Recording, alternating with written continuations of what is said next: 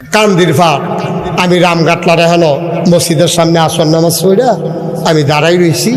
তারা টাউন হলে মিছিল শেষ করে তারা দেখি রোয়ানা দিয়া যাইতে আছে, আটতে আছে, শৈলমৈল গান মারিছে, আশেকে রাসুল দো মিছিল টিছিল করছে, যে বিড়ি ধরাইয়া টানতে টানতে যাইতে আছে, মনে ইটের ভাট্টাটা আটতে আছে। আমি ইশারায় ডাক দিছি, ভাই কইতাইলে কইয়া জশ্নে জুলুস আশেক নবীর আশেক, নবীর প্রেমে জিলাপি খাইতে আছে, বিড়ি টানতে আছে, এবার আটতে আছে। আমি গাও শুনেন না, আসর নামাজ পড়ছেন নি?